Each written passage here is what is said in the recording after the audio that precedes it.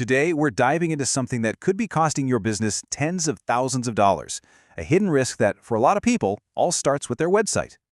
So let's just cut right to the chase. Is your website breaking the law? Now I know what you're probably thinking. Of course not. We're not doing anything shady. But honestly, for a shocking number of businesses, the answer is yes. And the crazy part? They don't even have a clue. And here's where it gets really weird.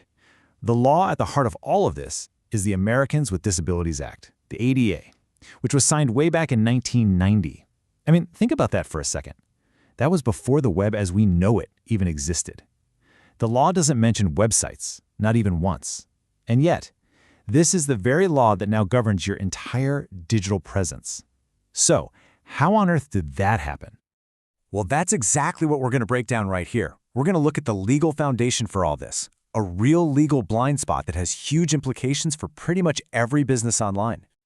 Okay, so the ADA has a few different parts, but for most businesses, it really just boils down to two key sections. You've got Title II, which covers government stuff, cities, states. Their websites have to be accessible.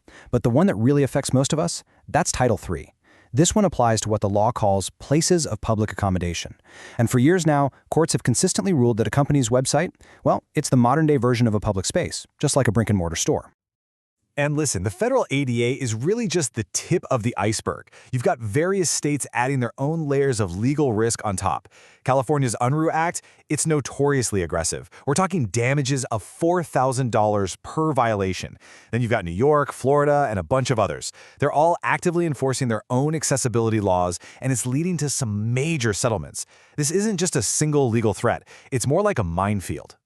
And believe me, these are not just some theoretical threats. Just look at these names: Target, Domino's, Winn-Dixie.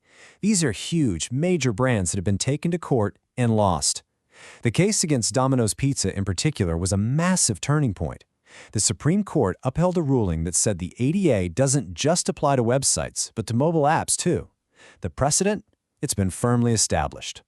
So here's the bottom line from all these legal battles. Arguing that, hey, there are no specific rules for websites, it just doesn't work in court. That argument has been tried, and it fails. Time and time again, courts have ruled that the spirit of the ADA, the whole idea of providing equal access, absolutely applies to the digital world. Ignorance is just not a defense. All right, let's pivot a little and talk about how this all translates into real-world consequences. We're talking about the high cost of doing nothing, the risk to your wallet, your reputation, and your revenue. Let's just put a number on it. This range right here, that's the typical cost just to settle an ADA digital compliance lawsuit. That's not the cost to fight it in court, and it's not the cost to actually fix your website. Nope. That's just the price tag to make the initial problem go away. And a lot of the time, this is just the beginning. Right? Because that settlement check is just the start of the bleeding. On top of that, you've got your legal fees, which can easily soar past six figures. You're dealing with negative press, a real hit the customer trust. You're forced into these costly, panicked emergency website fixes. Heck, even your insurance premiums can go up. It's really a cascade of costs that makes that initial settlement look small. So you might be wondering, what's your industry's risk level? Well, the data shows a really clear pattern.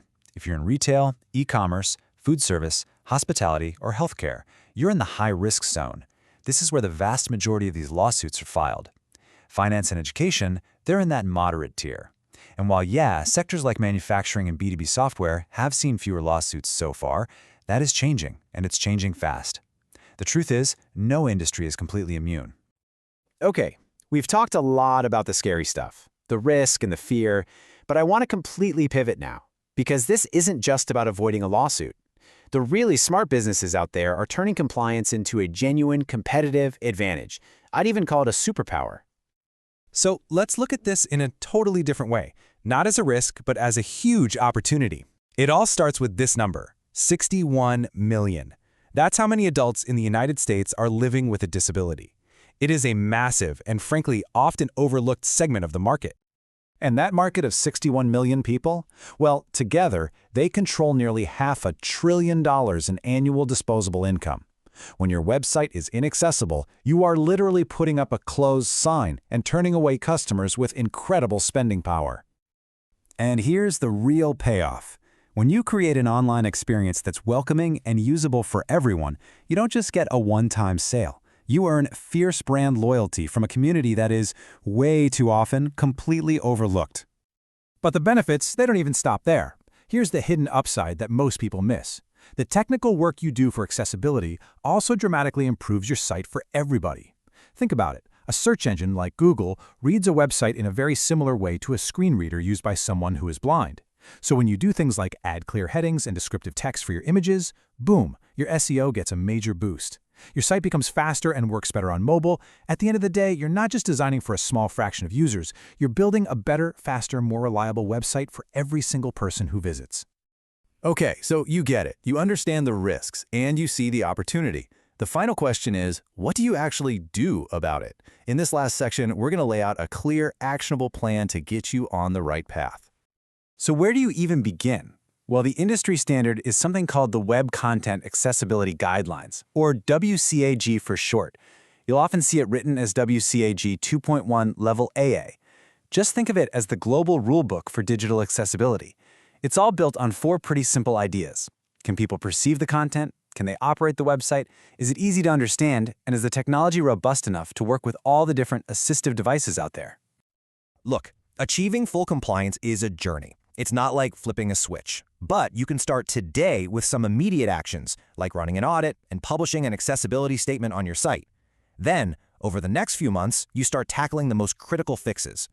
The long-term goal here isn't just to check a box. It's to bake accessibility right into your company's culture, so that everything you build from now on is accessible from day one. And one last, absolutely critical piece of advice. Document everything. I mean everything. Keep a paper trail of your accessibility policy, your audit reports, every fix you make, and your team's training. Why? Because if you ever do face a legal challenge, this documentation is your single best defense. It proves you've made a real, good faith effort to get this right. So we end right back where we started, with a question. The law eventually caught up to the internet, and technology is only going to keep evolving. Think AI, voice assistants, virtual reality. Making your digital world accessible isn't just about complying with some law from 1990, it's about being ready for what's next. The real question isn't just, are you breaking the law today? It's, is your business truly ready for tomorrow?